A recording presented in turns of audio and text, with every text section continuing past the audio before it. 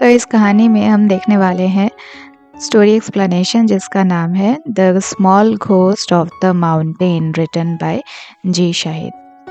हर बार की तरह जिस तरह से पहले ऑथर के बारे में जानते हैं उसी तरह से इस कहानी में भी पहले ऑथर के बारे में जानेंगे, उसके बाद कहानी में आगे बढ़ेंगे। तो चलिए देखते हैं।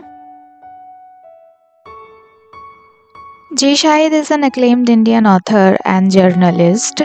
जी शाहिद एक प्रशंसित भारतीय लेखक और पत्रकार हैं, recognized for their insightful and evocative writings on wildlife and nature, जिन्हें वन्य जीवन और प्रकृति पर उनके व्यावहारिक और विचारोत्तेजक लेखन के लिए जाना जाता है।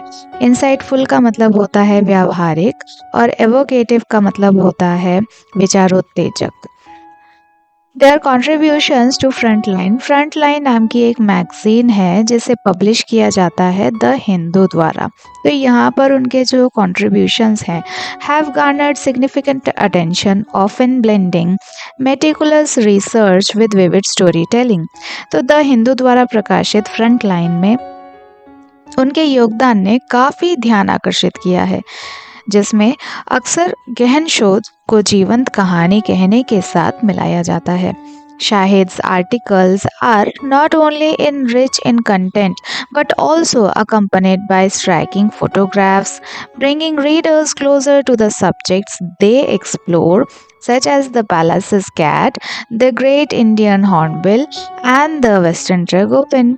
तो शाहिद जी के लेख न केवल सामग्री में रिच होते हैं, कंटेंट में रिच होते हैं, but also accompanied by striking photographs, बल्कि इसके साथ साथ आकर्षित तस्वीरें भी होती हैं, bringing readers closer to the subjects, जो कि पाठकों को, रीडर्स को उनके द्वारा खोजे जाने वाले सब्जेक्ट्स के और भी क्लोज ले आती है।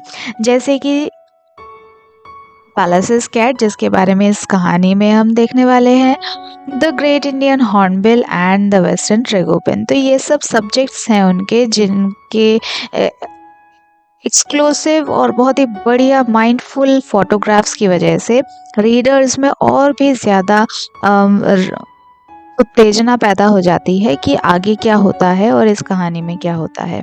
तो चलिए अब वक्त आ चुका है कहानी को देखने का, कहानी में आगे बढ़ने का। So, the Pallas's cat is one of the smallest wild cats of the world. तो दुनिया की सबसे छोटी जंगली बिल्लियों में से एक है ये Pallas's cat. It is named after the German naturalist Peter Simon Pallas, who was the first person to describe the cat.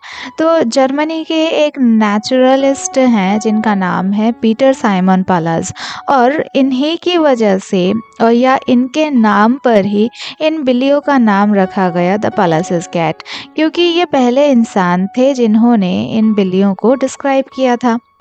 The Pallas's cat can be seen up to a height of 12,000 feet. तो 12,000 feet की ऊंचाई तक देखी जा सकती है इन बिल्लियों को। Narrow paths lead to the cat's den, which is so high up among the rocks that it seems to touch the sky.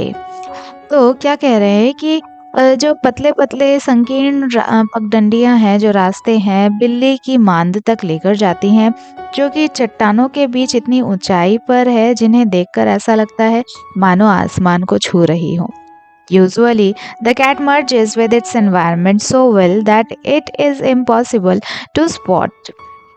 अक्सर ऐसा पाया जाता है कि ये बिल्लियाँ अपने एनवायरनमेंट के साथ इतने अच्छे से घुल मिल जाती हैं कि इनको ढूंढ पाना या स्पॉट कर पाना बिल्कुल नामुमकिन के बराबर हो जाता है। Thus camouflaged, it can ambush its prey or hide from predators. और इस तरह छिपकर ये अपने शिकार पर घात लगा सकती हैं या शिकारियों से छिप सकती हैं। तो यहाँ पर कुछ क्वेश्चंस हमें मिलते हैं कि which is one of the smallest wild cats of the world. तो आंसर होगा the Pallas's cat. And who was Peter Simon Pallas, so he was a German naturalist. Now how did this cat's name got the Pallas's cat? Because German naturalist Peter Simon Pallas was the first person to describe the cat. Up to which height these cats can be seen or found? Up to the height of 12,000 feet. Now, which paths lead to the cat's den? The narrow paths lead to the cat's den. What it seems to look at the den of the cat. So, the narrow paths leading to the cat's den are so high up among the rocks that it seems to touch the sky. Acha, what happens usually with the cat in its environment? So the cat merges with its environment so well that it is impossible to spot. तो यहाँ पर ये जो पूरा paragraph है, हर एक line से ही question बन सकता है. I hope you understood. Let me know if you have any confusion in the comment section. इसके बाद देखते हैं, guides assure wildlife photographers and filmmakers who arrive in Mongolia in search of the cat that they will track the cat. तो Mongolia में बिल्ली की तलाश करते हुए जितने भी फोटोग्राफर्स या वाइल्ड लाइफ फोटोग्राफर्स या फिल्म मेकर्स आते हैं, इनको गाइड्स एश्योरेंस देते हैं, आश्वासन दिलाते हैं कि वो लोग बिल्लियों का पता ज़रूर लगा लेंगे. Even though it is elusive, चाहे ये बिल्लियाँ कितनी भी मायावी क्यों ना हो. एल्यूसिव का मतलब मायावी. However, the guides warned the visitors that they must have great patience and be prepared for unpredictable weather. लेकिन इसके साथ साथ गाइड्स इन विजिटर्स को ये भी चेतावनी दे देते हैं कि इनके पास बहुत सारा पेशेंस होना बहुत ज़रूरी है, ग्रेट पेशेंस होना बहुत ज़रूरी है. और अनप्रेडिक्टेबल वेदर के लिए इन लोगों को हम मेंटली फिजिकली दोनों ही प्रिपेयर रहना पड़ेगा, क्योंकि यहाँ पर कब मौसम ख़राब हो जाए इसका कोई भरोसा नहीं. Shafiq Bashir Ahmed, a wildlife photographer from Kochi, Kerala, traveled to Mongolia in the winter of March 2017. तो केरला के कोची में रहने वाले ये शफीक बशीर अहमद एक वाइल्ड लाइफ फोटोग्राफर हैं जो कि मंगोलिया ट्रैवल करते हैं मार्च 2017 विंटर में.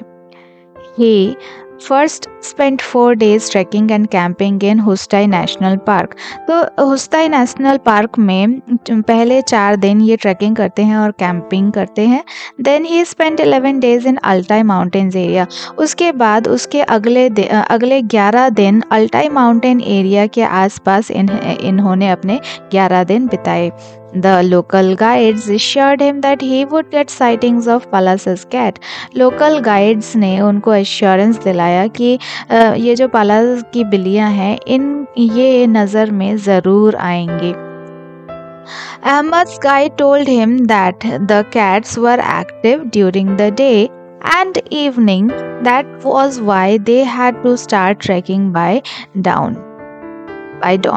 तो जो अहमद जी के जो गाइड थे उन्होंने अहमद जी को बताया कि ये जो बिल्लियाँ हैं ये दिन के वक्त और शाम के वक्त एक्टिव रहती हैं और इसी वजह से इन लोगों को भोर के वक्त ट्रैकिंग स्टार्ट करनी होगी.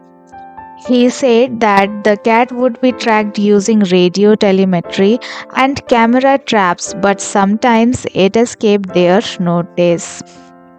उन्होंने कहा, गाइड ने कहा कि ये जो बिल्लियाँ हैं इन बिल्लियों को वो लोग रेडियो टेलीमेट्री के द्वारा ट्रैक कर सकते हैं या फिर कैमरा ट्रैप्स से भी वो लोग इनको ट्रैक कर सकते हैं. लेकिन होता क्या है कि कभी कभी ये जो बिल्लियाँ हैं ये इनके नोटिस से निकल जाती हैं. The guide also followed the cat's tracks in the snow.